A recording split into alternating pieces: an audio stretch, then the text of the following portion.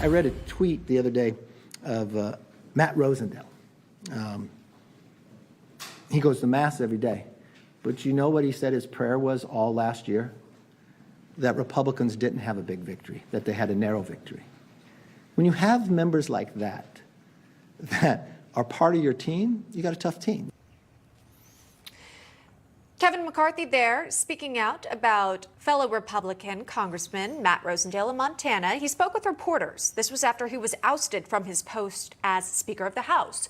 Rosendale, one of 8 Republicans who joined in with all Democrats in voting for McCarthy's removal. Congressman Rosendale joining us now. Congressman, thanks so much for answering the call. Obviously, the American people will have a lot of questions as to what happened yesterday. 210 Democrats voting alongside 8 Republicans, you being one of the Republicans voting to oust Speaker McCarthy. He had his words about you. We'll give you the mic here. Your thoughts today, what you would say back to the former Speaker. Well, first of all, we're going to see a lot of strained relationships over the next week or so, to be perfectly honest with you. Tensions are high. Tempers are hot right now, but I think that you're going to see us all come back together again, the same as we did in January, to pass a very, very conservative agenda, which was in part due to the very small majority that we had. H.R. 1, the domestic energy legislation. H.R. 2, I've been told, was the most conservative and expansive border security and immigration bill that they had ever passed here in Washington. The National Defense Act, we passed that with all Republican votes, the most conservative National Defense Act that had ever come through. So actually, the conservatives pulled the party, pulled the conference over to the right, and I could see that coming. As far as anybody making any additional comments about personalities or about the personality conflicts that they believe drove this whole process, that's just a false premise. I can tell you what drove this process, and that is that we had all those great conservative successes, and the only thing that destroyed the conservative progress was Kevin McCarthy allowing the Democrat Party to dictate the terms of what legislation was coming out of Washington. But isn't that what a democracy is, sir? With all due respect, isn't that what a democracy is? We are a republic.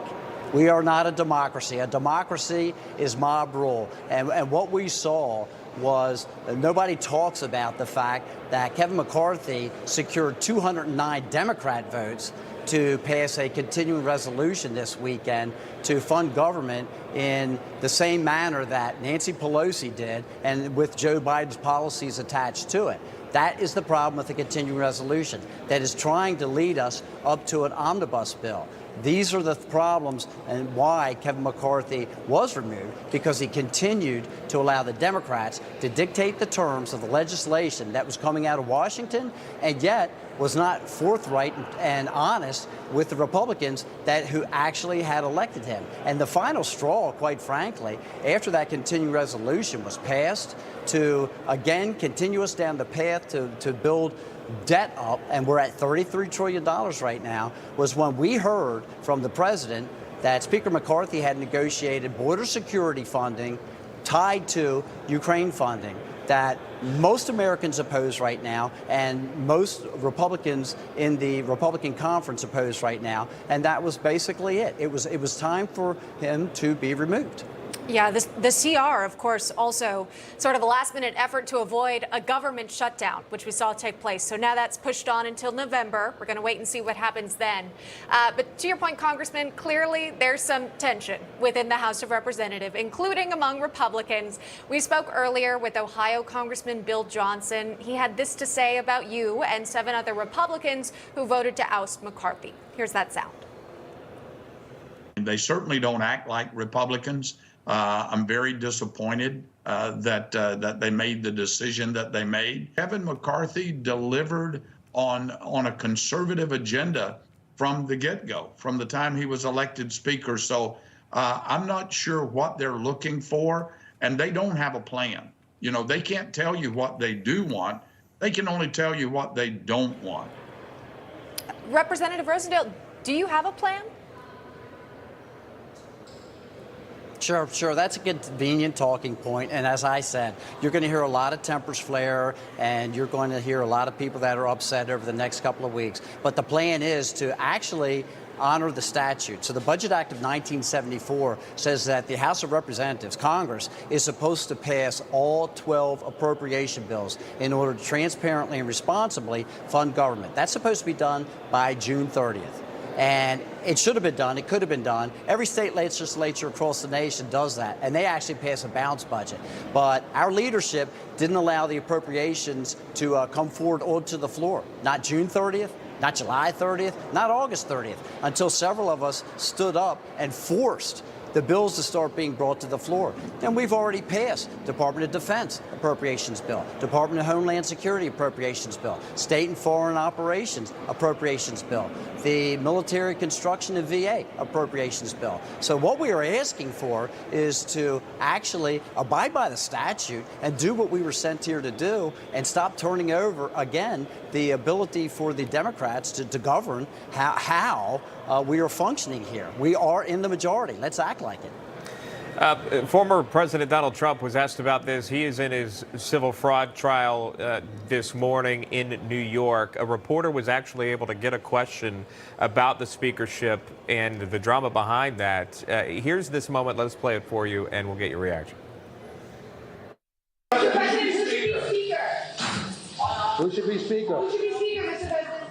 A lot of people have been calling me that Speaker. All I can say is we'll do whatever is best for the country and for the Republican Party. Would you take the job? People. Rosendale Green called for you to be Speaker yesterday. Did you accept? I'll do whatever it is to help, but my focus, my total focus is being president and, quite honestly, making America great again, because we are living in a country in decline. This is a country that's failing badly. And he was responding to Marjorie Taylor Greene in a long shot, throwing his name to be a potential speaker candidate. But he also says he's focused on running for president. But he did say that he's interested in helping Republicans in any way possible. Is that something that you welcome in terms of looking for your next speaker?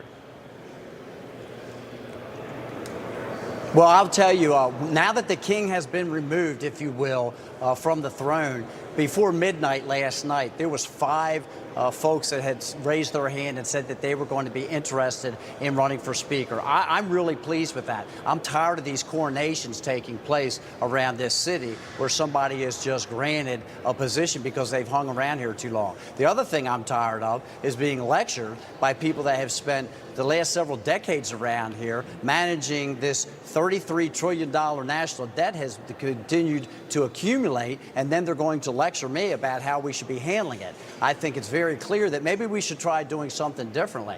So it's my understanding we're going to have a full forum on Tuesday to be able to discuss and debate and listen to the folks that are interested in running for speaker. But I will tell you, the #1 trait that I'm looking for is someone that's trustworthy, so that I know when they make an agreement with the Republican conference that when they leave the room and they have these discussions with Hakeem Jeffries or Chuck Schumer or Joe Biden, that they're not going to change their story and basically sell us out.